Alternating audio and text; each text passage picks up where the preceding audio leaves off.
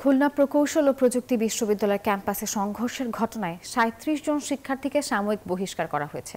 সোমবার রাতে বিশ্ববিদ্যালয়ের ১০১তম সিন্ডিকেটের জরুরি সভায় এসব সিদ্ধান্ত নেওয়া হয়।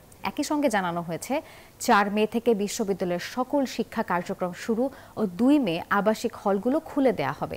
এই ঘটনায় দ্রুত ক্যাম্পাস খুলে দেওয়ার দাবিতে সকাল ১১টা থেকে ক্যাম্পাসে অবস্থান করছেন শিক্ষার্থীরা। তবে হল না খোলা পর্যন্ত আন্দোলন চালিয়ে যাওয়ার কথাও জানিয়েছেন। এর আগে ছাত্র রাজনীতি বন্ধের দাবি নিয়ে কুয়েটে সাধারণ শিক্ষার্থীদের উপর হামলার ঘটনা ঘটে, আর এতে শতাধিক শিক্ষার্থী আহত হন।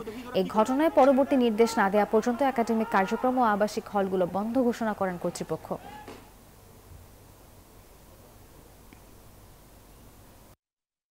গতকাল সিন্ডিকেট মিটিংয়ের মাধ্যমে এই সিদ্ধান্ত আসে যে ৩৭ জনকে বহিষ্কারাদেশ এবং আগামী ২ মে হল খুলে দেওয়ার সিদ্ধান্ত আসে।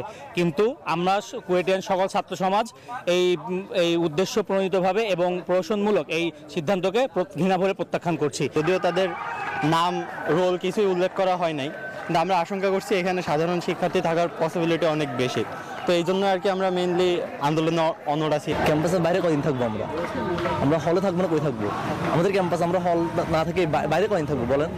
আর সম্ভব?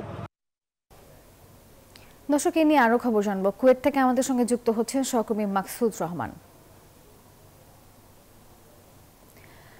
মাকসুদ, নিশ্চয়ই আপনি আমাকে শুনতে পাচ্ছেন। জানাবেন, শিক্ষার্থীরা তো দ্রুত হল খুলে দেওয়ার দাবি জানিয়েছে, কিন্তু প্রশাসন কেন বিলম্ব করছে? এই বিষয়ে প্রশাসন কি বলছে?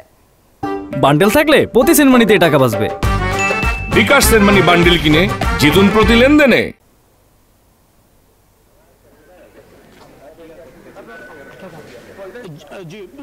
ধন্যবাদ। আমরা এই মুহূর্তে অবস্থান করছি খুলনা প্রকৌশল এবং প্রযুক্তি বিশ্ববিদ্যালয়ের এম.এ. রশিদ হলের সামনে। একটু মুহূর্তে এই বন্ধ ক্যাম্পাসে উত্তেজনার পারদ ওঠানামা করছে। সর্বশেষ ছাত্ররা যে আন্দোলন দাবি ঘোষণা করছে সেটা হচ্ছে যে ৬ দফা দাবি থেকে তারা ১ দফা দাবিতে এসে উপস্থিত হয়েছে। তারা বলছেন যে কুয়েট ভিসি যে নিরাপত্তা দিতে ব্যর্থ হয়েছে এবং কুয়েট ভিসি যে ছাত্রদের উপর হামলার দায় নিতে অস্বীকার করেছে, শিক্ষার্থীর বিরুদ্ধে যে মামলা হয়েছে তাতে ইন্ধন জুগিয়েছে, পানি এবং নেট বন্ধ করে দিয়ে হল থেকে শিক্ষার্থীদের বের করে দিয়েছে। এই সমস্ত দাবিতে তারা ৬ দফা দাবি থেকে এখন কুয়েট ভিসির পদত্যাগের ১ দফা দাবিতে উপনীত হয়েছে এবং এই ১৫ থেকে ২০ মিনিট পূর্বেই তারা এই কর্মসূচি ঘোষণার সাথে সাথেই তারা বিভিন্ন হলগুলোতে তালা খুলে উঠতে শুরু করেছেন। আমরা ডক্টর এম.এ. রশিদ হলের সামনে আপনাদেরকে নিয়ে এসেছি যে শিক্ষার্থীরা এই কিছুক্ষণ আগেই তালা খুলে এই হলে প্রবেশ করেছে। এর আগে জানাতে চাই একটা বিষয় যে ৩৭ জন ছাত্রকে বহিষ্কার করা হয়েছে, যারা কিনা ১৮ এবং ১৯ ফেব্রুয়ারি এই ক্যাম্পাসে যে হামলার ঘটনা ঘটেছিল সেই হামলার প্রেক্ষিতে অভিযুক্ত দায়ের করে, কিন্তু কুয়েট প্রশাসন এই ছাত্রদের নাম এখন পর্যন্ত প্রকাশ করে নাই। তো আন্দোলনরত সাধারণ শিক্ষার্থীরা মনে করছেন এই ৩৭ জনের মধ্যে তাদেরও নাম থাকতে পারে।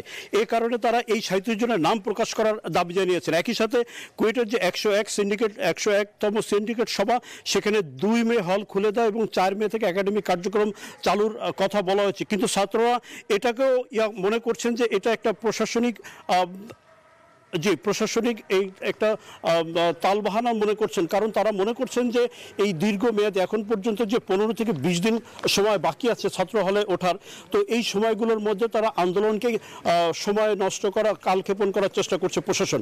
তো আমরা এইটা নিয়ে কুয়েট ভিসির সাথে কথা বলেছি। কুয়েট ভিসির বক্তব্য হচ্ছে যে তারা যদি হলে ওঠার চেষ্টা করে তালা খুলে বা তালা ভেঙে, তাহলে সেটা আসলে এক ধরনের অন্যায় হবে এবং তারা এই বিষয়টিকে কুয়েট সিন্ডিকেটে জানাবেন বলে তারা মনে করছেন। তবে ছাত্ররা একের পর এক তালা খুলছেন।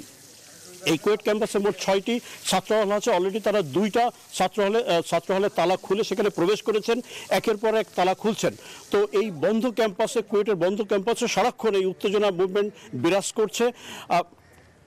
জি, আমরা কুয়েট ভিসি বলছেন যে যদি কিনা এই তালাগুলো খোলে এবং তারা অবস্থান করে সেটা আসলে অনিরাপদ হবে এবং তারা এই সিন্ডিকেটকে জানাবেন। তো এই ছিল কুয়েট ক্যাম্পাস থেকে সর্বশেষ। মাকসুদ, ধন্যবাদ আপনাকে।